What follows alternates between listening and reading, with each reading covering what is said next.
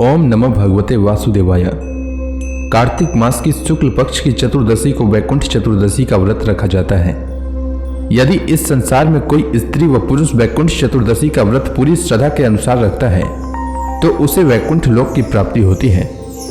हमारे सनातन हिंदू धर्म में वैकुंठ चतुर्दशी का विशेष महत्व है। कहा जाता है कि जो कोई भी इस दिन भगवान विष्णु जी की पूजा पूर्ण विधिवत रूप से करता है उसके ऊपर सदैव भगवान हरि की कृपा बनी रहती है।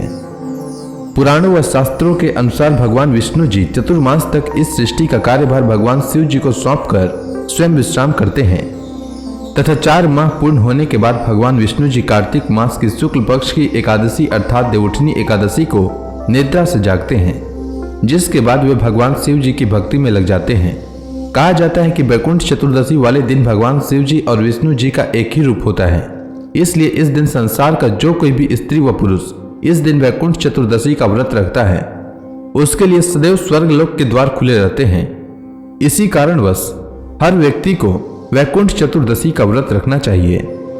इस व्रत को रखने से व्यक्ति अपने सभी पापों से मुक्ति पाकर वैकुंठ धाम को जाता है। आइए सुनते हैं वैकुंठ चतुर्दशी की कथा। एक कथा के अनुसार एक बार महर्षि नारद जी देवलोक से पृथ्वी लोक पर भ्रमण करने हेतु आए और पृथ्वी लोक में काफी समय बिताकर वे वैकुंठ धाम को गए। वहां पहुंचने पर उन्होंने भगवान विष्णु जी को प्रणाम किया। तब विष्णु जी ने उनके आने का कारण पूछा। नारद जी कहते हैं, हे प्रभु, आपने अपना नाम कृपा निधान रखा है, इससे आपके जो प्रिय भक्त हैं वही तर पाते हैं, जो सामान्य नर नारी हैं वह वंचित रह जाते हैं। इसलिए आप कोई ऐसा सरल उपाय बताएं जिससे सामान्य भक्त भी आपकी भक्ति कर मुक्ति पा सके। यह सुनकर विष्णु जी बोले, हे नारद, मेरी बात सुनो। कार्तिक शुक्ल पक्ष की चतुर्दशी को वैकुंठ चतुर्दशी पड़ता है। उस दिन जो भी नर नारी व्रत का पालन करेंगे और श्रद्धा भक्ति से मेरी पूजा अर्चना करेंगे उनके लिए स्वर्ग का द्वार साक्षात खुले रहेंगे। इसके बाद विष्णु जी जय विजय को बुलाते हैं और उन्हें कार्तिक चतुर्दशी को स्वर्ग के द्वार खुला रखने का आदेश देते हैं। भगवान विष्णु कहते हैं कि इस दिन जो भी भक्त मेरा थोड़ा सा भी नाम लेकर पूजन करेगा वह वैकुंठ धाम को प्राप्त होगा। दूसरी पौराणिक कथा के अनुसार एक बार भगवान विष्णु देवाधिदेव महादेव का पूजन करने के लिए काशी आए। वहां मणिकर्णिका घाट पर स्नान करके उन्होंने 1000 स्वर्ण कमल पुष्पों से भगवान विष्णुनाथ के पूजन का संकल्प किया। अभिषेक के बाद जब वे पूजन करने लगे तो शिव जी ने उनकी भक्ति की परीक्षा के उद्देश्य से एक कमल पुष्प कम कर दिया।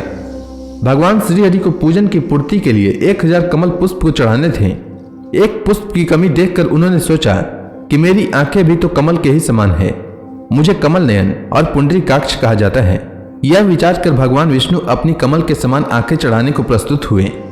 विष्णु जी की इस भक्ति से प्रसन्न होकर देवाधिदेव महादेव प्रकट होकर बोले, हे विष्णु जी, आपके समान संसार में दूसरा कोई मेरा भक्त नहीं है।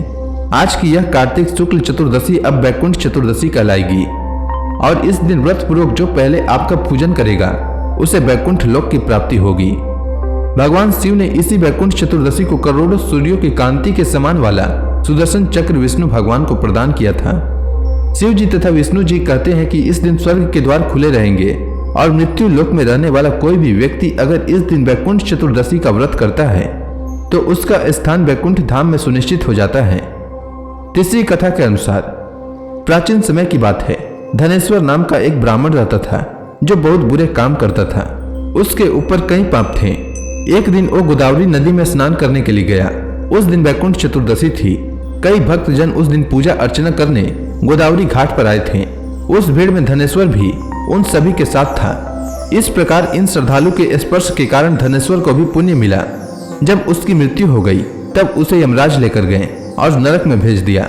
तब विष्णु भगवान ने कहा कि यह बहुत पापी है, पर इसने वैकुंठ चतुर्दशी के दिन गोदावरी स्नान किया और श्रद्धालुओं के पुण्य के कारण इसके सभी पाप नष्ट हो गए, इसलिए इसे वैकुंठ धाम मिलेगा। अतः धनेश्वर को वैकुंठ धाम की प्राप्ति हुई। इसलिए अगर कोई वैकुंठ चतुर्दशी का व्रत न भी रख पाए तो वह कम से कम वैष्णवों के संपर्क में रहे, उनका सम्मान करे, जिससे उसे पुण्य की प्राप्ति हो और उसके सारे पाप नष्ट हो जाए तथा अंत में उसे भी वैकुंठ की प्राप्ति हो सके। तो प्रेम से बोलिए विष्णु भगवान की जय, शंकर भगवान की जय, समस्त देवी देवताओं की जय।